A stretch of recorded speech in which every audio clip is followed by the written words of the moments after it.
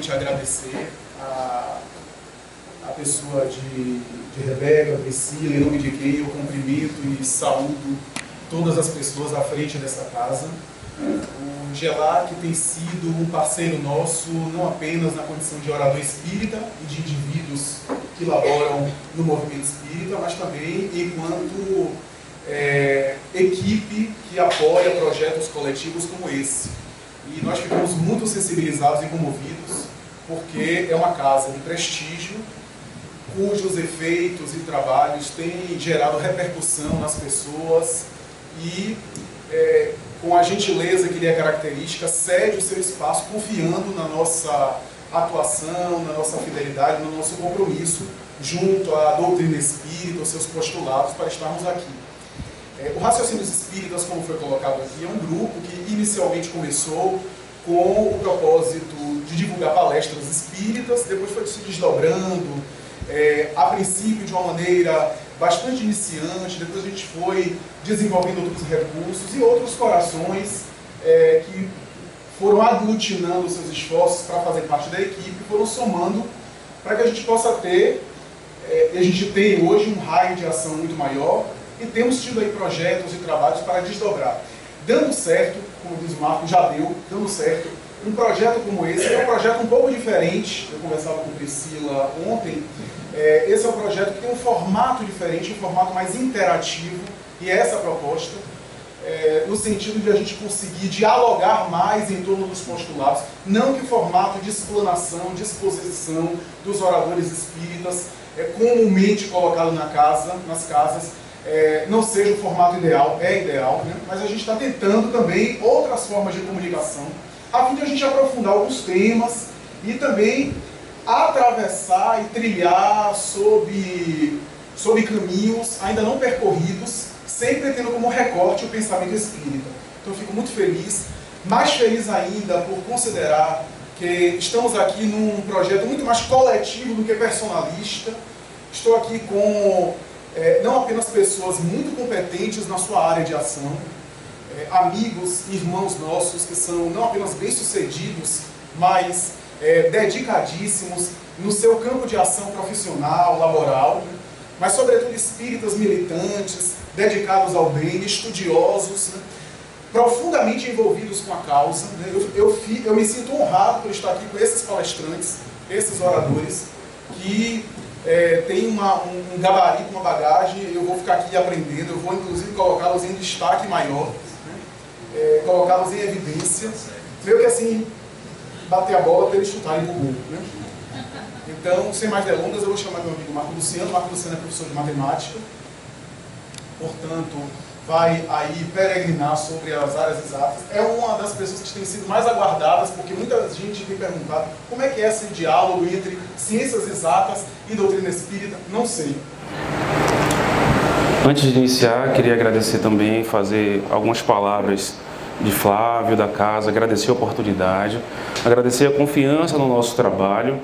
E é consenso entre nós, tirando Flávio, que ele sozinho faria palestra, não é? Mas a gente, dentro de nossa tranquilidade, a gente resolveu dar um descanso para ele, não é? Amigos, a gente vai começar a tentar trabalhar um pouco do conhecimento das ciências exatas, das ciências naturais, com uma pergunta: manga com leite faz mal? Não é? Daqui a pouco a gente volta para essa pergunta, tá certo? Vamos começar aqui agora a falar um pouco sobre a tal da matemática, sobre o pensamento matemático. No livro O Poder do Pensamento Matemático, Jordan Ellenberg, PhD americano em matemática, nos traz o caso da Segunda Guerra Mundial, aonde estava tendo um sério problema em que a aeronáutica americana estava sofrendo muitos abates, estava perdendo muitos aviões. E foi criado durante essa época um departamento de matemática e estatística direcionado para a guerra. Nesse momento, quando se chega a esse problema nesse departamento, o matemático Abraham Wald, foi instado a resolver esse problema, a resolver essa situação. O que estava acontecendo com os aviões? A gente precisava, os generais precisavam blindar mais os aviões. Só que você não pode pegar um avião, simplesmente blindar ele todo, porque senão você aumenta demais o peso dele, ele diminui a sua capacidade de movimentação no ar e junto com isso também aumenta o consumo do combustível. Então era preciso blindar nos pontos certos. Então foi dado ao Audi informações sobre os aviões que estavam voltando, que estavam retornando, mesmo com alguns tiros. Então ele leu aquele relatório e ele percebeu que não adiantava ele olhar para os aviões que voltavam. A preocupação não poderia ser sobre os tiros que estavam atingindo aviões que retornavam. A preocupação era os aviões que não retornavam. Aonde é que estavam os tiros que conseguiam abater os aviões de tal forma que eles não mais conseguiam retornar? E aí a blindagem foi colocada em pontos estratégicos, em pontos cirúrgicos, aonde os aviões poderiam receber os tiros e retornar mesmo assim, não sofrer tanto abate. Aí a gente diz, e o que é que a matemática tem a ver com isso? A matemática tem a ver com muito mais, gente. Deixar bem claro aqui que talvez a minha experiência como professor me mostra que o amor pela matemática se desenvolve ao longo de algumas encarnações, não é? Normalmente não é nessa, normalmente demora alguns processos reencarnatórios para que esse amor ele seja vivido. É muito mais do que um X a matemática. A matemática ela procura saber o porquê das coisas. E esse pensamento de Audi mostra a característica do pensamento matemático. Não olhar só para o que é visível, não olhar só para aquilo que eu estou vendo. É necessário também a gente analisar o conjunto de coisas, o conjunto de hipóteses, de situações que também não são vistas. Tá certo? Então, a gente traz esse relato para a gente abrir dentro dessas 4 horas que a gente vai ter, pessoal, de cada um, não é? E eu queria trazer para a gente, galera, um vídeo, gente. Um vídeo para mostrar, um vídeo rápido, para a gente mostrar um pouco mais da matemática. Por favor, Priscila. Rapidinho. Esse vídeo é sobre uma sequência matemática chamada sequência de Fibonacci. Tá? A gente vai trazer para vocês aqui. Eu peço a vocês que prestem muita atenção no vídeo. Muita atenção, porque alguns detalhes vão passar rápidos, mas vamos perceber o que é que vai ocorrer aqui. Por favor.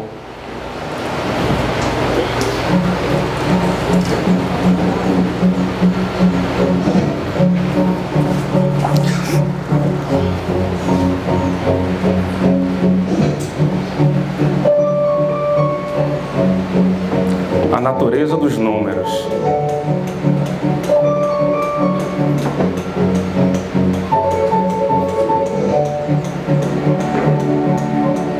Uma questão geométrica.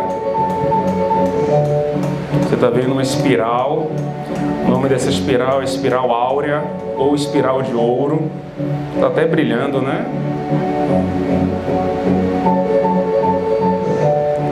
Isso aí é um pouco de geometria fractal.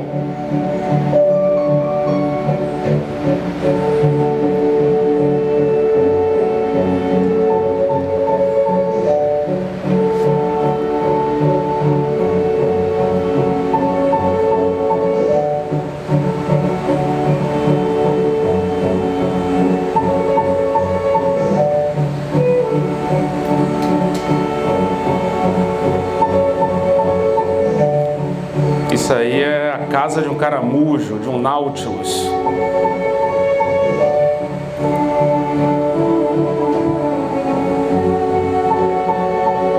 Mais um pouco de geometria. Formando agora uma seção, quadrados. A seção áurea, formando um número chamado φ. E agora o ângulo de ouro, chamado também de ângulo áureo. uma aproximação.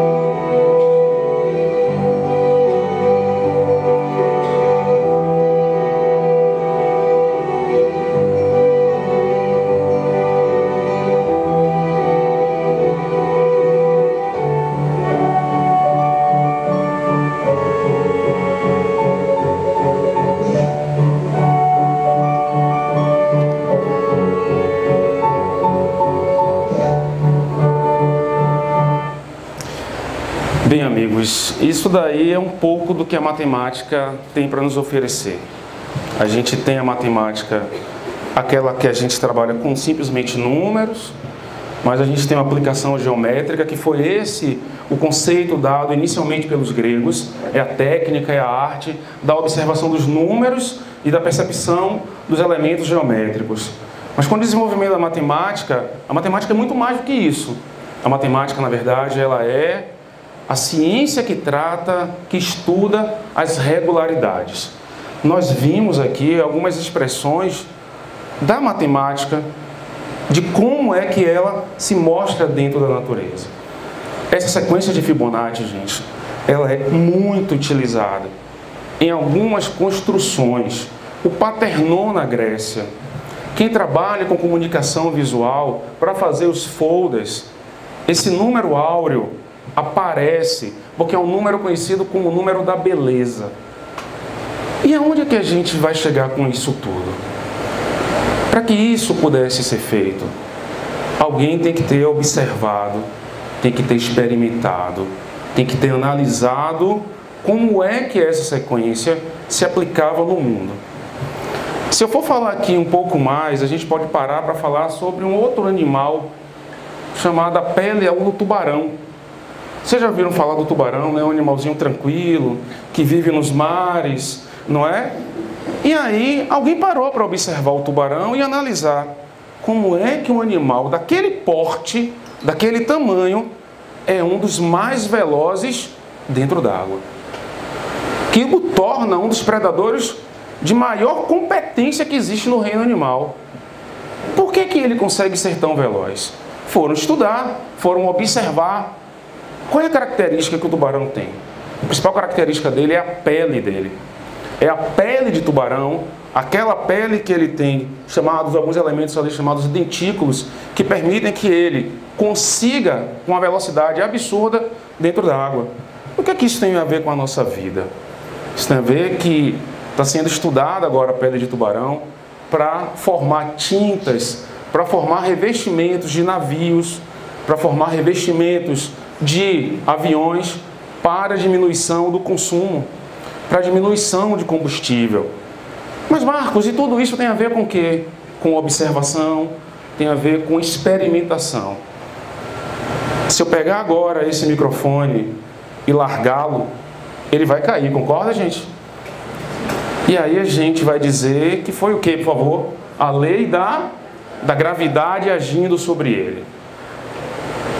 Então, o microfone é um ser material, é matéria. Essa matéria foi estudada e ainda é estudada hoje. Mas e se eu largar o microfone e ele ficar suspenso no ar? Que tipo de força está agindo aqui? É um tipo de força física, química, conhecida por nós. Se uma mesa começa a girar, se pancadas num armário ou numa parede do nada começam a aparecer, isso não é mais um tipo de fenômeno que a ciência, na época do surgimento, conseguia abordar. Mas um homem teve a coragem de fazer isso. E o nome dele é Kardec. Esses experimentos, esses fatos espíritas, que na verdade não eram considerados fatos espíritas ainda, eram simplesmente fatos, precisavam ser estudados. Kardec, ele, através do método da experimentação e da observação, traz ao lume, traz para nós o que é um fato espírita. Que, na verdade, esses fatos, as mesas girantes, a comunicabilidade com os espíritos, foi o início da doutrina espírita.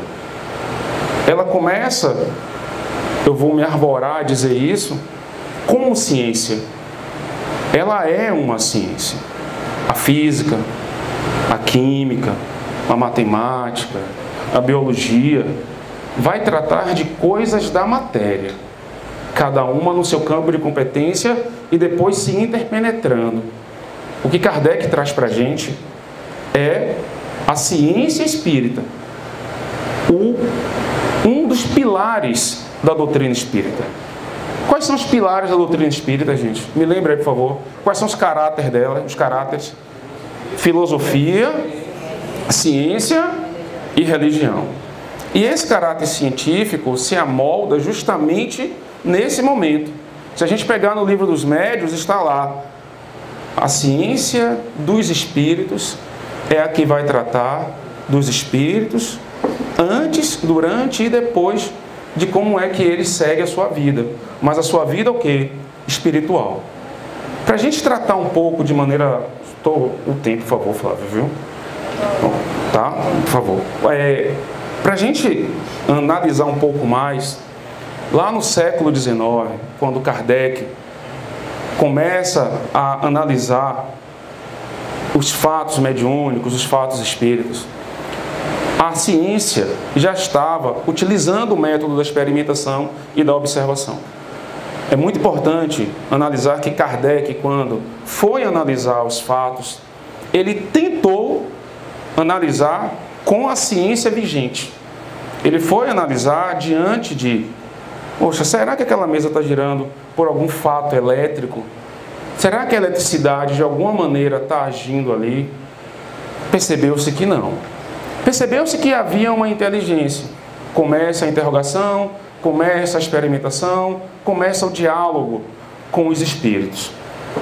A gente sabe, para quem é novo ainda na doutrina, mas vai ter a oportunidade de conhecer, que foram feitas perguntas em lugares distintos, a médios distintos, e as respostas, quando não eram as mesmas, eram muito parecidas. Isso é experimentação.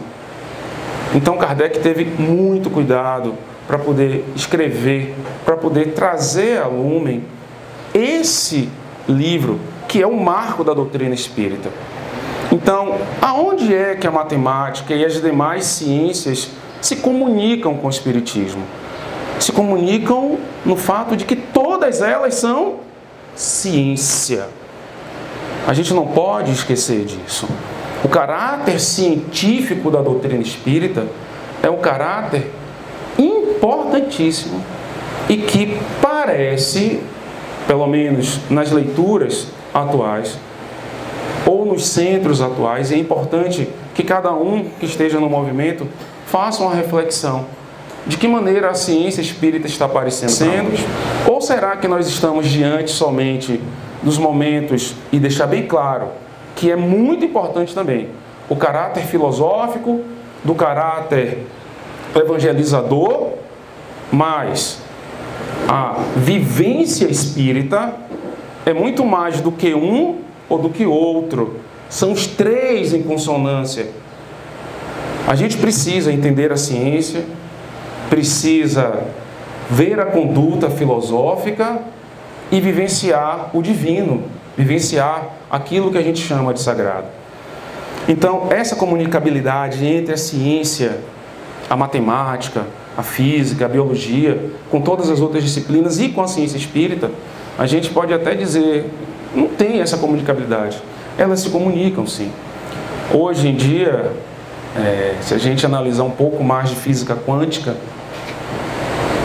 é importante que a gente pesquise também, quando vocês tiverem a oportunidade, procurem o problema do elétron, se ele funciona como onda ou como partícula. É o problema, chamado também problema da dupla fenda. Tem hora que ele se comporta como elétron, como partícula, tem hora que ele se comporta como onda. E qual é a diferença? Como é que foi observado isso, Marcos? Pelo simples fato de que, quando se colocou um observador, ele muda o comportamento dele. Mas espera aí, Marcos, então você está querendo dizer que o observador teve a capacidade de quê, minha gente? De alterar o comportamento do elétron. E se ele teve essa capacidade de alterar esse comportamento, a gente tem que parar e pensar no que é que nós pensamos. Porque nosso pensamento, ele se materializa. Mas esqueçamos um pouco isso. Vamos pensar de uma outra maneira. A física quântica, ela está com um grande problema. Porque ela tem uma dualidade agora. A dualidade de quando eu estou diante de um observador e de quando eu estou diante sem o observador. E as equações quânticas, todas elas são feitas, me digam aí, com ou sem? Sem o observador. Porque cada observador tem uma capacidade diferente, intervém na matéria de maneira diferente. A ciência, cada vez mais, mesmo essa ciência materialista, como a gente fala, ela se aproxima cada vez mais dos fatos espíritas. Ela ainda não admite, mas ela já admite uma coisa chamada consciência. Cada um dá o nome que quer, né? Kardec chamou de espírito, tá certo? Eles se pronunciaram com espírito. Se a consciência tem a capacidade de agir sobre a matéria, quando Kardec, lá no século XIX, estuda o elemento espiritual, que não era estudado. O elemento espiritual, ele era simplesmente renegado às religiões. O elemento espiritual não era da alçada da ciência. Kardec, ele traz esse elemento espiritual, coloca esse elemento espiritual como uma potência da natureza. Ele traz para a gente dizendo, olha, espírito existe. Uma das fundamentações que Kardec utiliza são 4 fundamentações. A existência de Deus, a existência da alma, espíritos, a existência da matéria e o quarto e o mais importante, o fluido cósmico. Porque sem ele, o espírito não tem como agir sobre a matéria. São 4 pressupostos. Esses 4 pressupostos, gente, foi que deu origem a tudo isso que a gente vê de ciência espírita, do livro dos médiuns, dos casos de obsessão, dos casos de cura. Gente, isso é ciência espírita. Quando você toma um passe, você tem ali, vamos mudar um nome mais comum, você tem energia passando para vocês. Nós somos matéria, nós somos energia, nós somos o quê? Se eu disser a você que esse microfone que você está vendo, não está?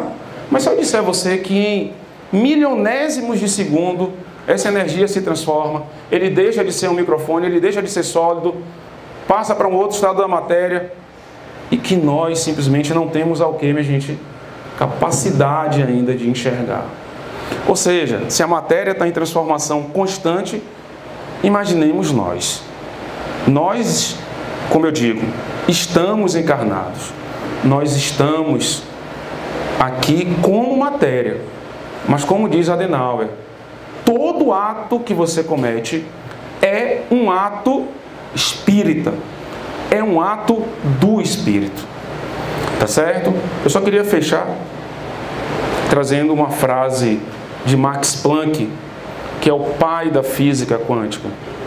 Ele nos diz que, para o crente, para o que crê, Deus é o princípio de todas as coisas.